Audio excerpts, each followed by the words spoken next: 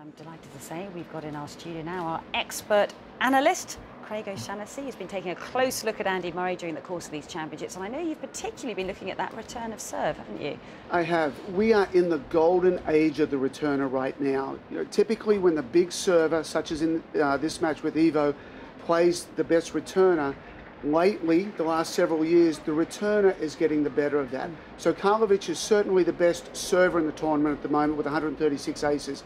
Andy is basically making right around 80% of all his returns.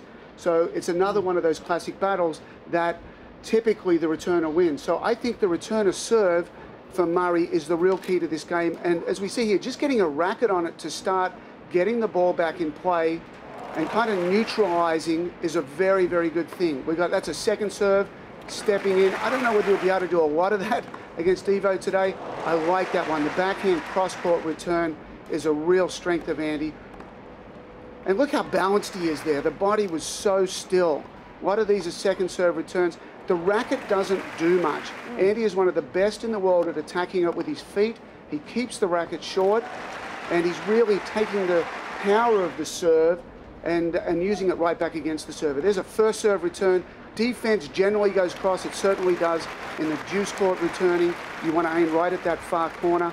So that is going to be, when I'm watching this match and figuring out who's getting the upper hand, it's really Andy's returns that are going to decide the outcome of this match far more than anything else. And I guess there's so many different ways of returning, as you've just pointed out there, but today against Karlovic, he's not going to be able to attack it that much, is he? Is it going to be more about blocking it back and sort of nullifying the point and then trying to play the point out from there? Yeah, what I'm going to look at very closely, Andy stays way back on the first serve, and obviously the huge step and then the split. I'll be very interested to see where he sets up for the second serve return. Normally it's right behind the baseline. His step goes over the baseline. But against Ivo today, I would imagine he would move back a little bit. So I'm going to see whether that step goes onto the baseline or in front to see how aggressive he's going to be with that. Yeah, it's fascinating, isn't it, watching? I know you've picked up on it, Matt, so many, many times, just watching him make that split step and how he changes that court position constantly to give the opponent a different look when they're serving. I mean, there's a lot going on that kind of is very subtle that the audience watching might not see, but actually he's doing a lot out there. Yeah, he does. I mean, usually you just take a split step. You kind of tell your server, well, I'm taking away your slice serve, so I'm moving outside the singles line, the sideline with my right foot. So if you're a right-hander in the deuce court, of course. Murray, he stands wherever he wants, and then he shifts his weight over, or shifts his split step, and that could be a foot, or sometimes even a little bit more than a foot against Nick Kyrgios in Australian Open this year. Was incredible, the difference. He gave the whole deuce court corner for his forehand, a slice serve for right hand. He gave that away. He said, if you go there, and then he shifted over, and he got the Nick Kyrgios to serve to him. So I think he'll do some of that on Karlovic's second serve. First serve, I think you just have to move around, don't you? Give him different looks. Is the split step a relatively new thing in tennis, or did you split step when you returned? Yeah, we split step, but not as far forwards as Andy Murray. Yes. I think he's the first one with that. Well, before the split step, Andy's got the step. So he's got a step and split, where somebody like Novak will kind of bounce up and down on the same spot. Most players typically do that. You get guys like Rafa that will just basically stand back, and on clay, sometimes they even go backwards. But Andy is has the biggest step before the split of all. And the way that he gets away with that is that the racket does very little. So he's got good momentum, he's got good energy from his body, and just moving forward, a very little backswing. He snaps on it quickly, but he doesn't double dip. And by double dipping, I mean he's not attacking with the feet and the racket as well. It's pretty much just the feet and the racket blocking.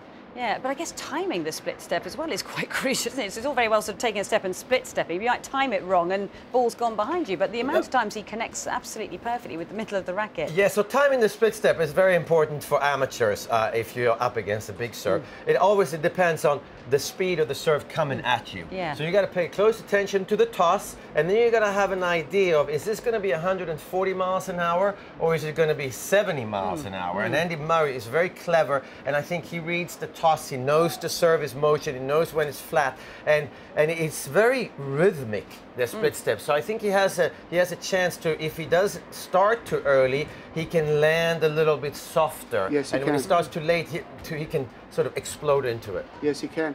The other kind of subtle element of returning a big serve is to slow time down in your mind.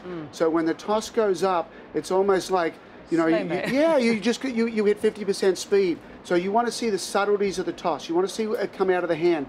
You almost want to dial in on that ball and see it spinning a little bit. You're also paying attention to the height of it. You're also paying attention to where it is relative to the body to figure out the spin coming. But most importantly, if you can slow it down in your mind, you can block it better, you can handle it better, you can repel it better. And, you know, Agassi wrote the book on returning deep down the middle of the court, because then the ball's going to come back down the middle of the court generally, and you're set up to attack with a return +1 play. So Andy's extremely good with that. And, you know, if you're a junior watching Andy Murray and you say, what can I copy from his game? The big step, then the split, and do less with the racket, because most times when you're messing up a return to serve, it's the racket that is the real problem. When I first started working with Kevin Anderson around 150 in the world, the very first thing we worked on was he was taking the same size backswing on his forehand ground stroke as the forehand return. So he had to be further back in the court to do that. To be able to do we shortened that up, moved him up in the court, and started to explain to him, time is what you're trying to do. You're trying to extract and remove time from the server. There's no better time to, right after a serve, to rush a ground stroke, because you're coming out of a very awkward position. It's not like you've hit a forehand and the racket straight back in front. So Andy does that extremely well. He certainly does. Well, we've analysed Andy's return of serve, but we're now going to take a look at Ivo Karlovic's serve, because as we mentioned, 136 aces during the course of his first 3 matches. In fact, 53 of them against Alexander Dolgopolov in the second round. And of course, he served over 9,000 during the course of his career. He just tipped over that earlier this year in January. So here's a look at this serve, but it is quite a force, isn't it, Craig? Yeah, and look at him, just hitting all the spots. And Alex is moving around a little bit down the other end. I mean, he's faking a little bit, and you've got to do that. You can't just let Ivo have the spots that he wants. But you know, I mean, look at that. How do you stop that? It's you don't. You've got to wait for your moments in time. And I remember, you know, Andre Agassi talking about his final here against Goran Ivanisevic is that I just had to wait until a couple were missed. So it's all about weathering the storm. You've almost got to go onto this match. I mean, Andy's got to go out there and say, I'm giving you 30 aces. Let's start with that. Each one, mentally, those 30 aces are not going to affect me. They're not going to get me down. I'm not going to get exasperated. I'm not going to look up to the sky and go, holy cow, how am I not winning this match? Here's your 30 aces, but I'm going to control and have a winning percentage with everything else. Yeah, because there are not going to be too many opportunities, I wouldn't imagine, in his service games. And I guess it's about patience, isn't it? But it will pressure Andy's service games if Ivo Karlovic starts to motor through his, because we saw in his first service game he was being pushed to 30 a couple of times. But actually, as the nerves kind of dissipate and he starts to get that serve rolling, he's going to get tougher and tougher. Yes, it is. And I think when you're playing against a big service or in your own service games, when you're just even in your game or you're 1 point ahead, I mean, it's a nightmare because you can't lose that. So it's very important for Andy Murray to win the first 2 points of the game.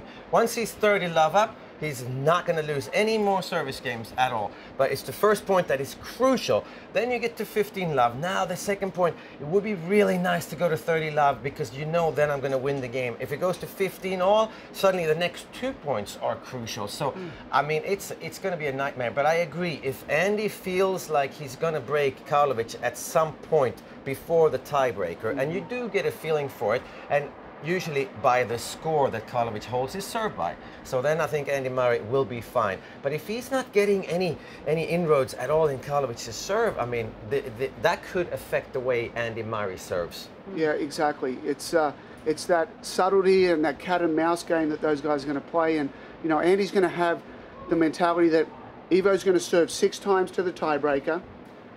You'd almost give him 3 that you're going to win to love. You know, you hope one or two are close, and I break him once. I mean, if you're not breaking Ivo Karlovic here today 2 times in a set, maybe in the 3rd set or the 4th set, probably not the 1st. So, you know, don't expect to break every single time. If you can get one, take care of your own service games.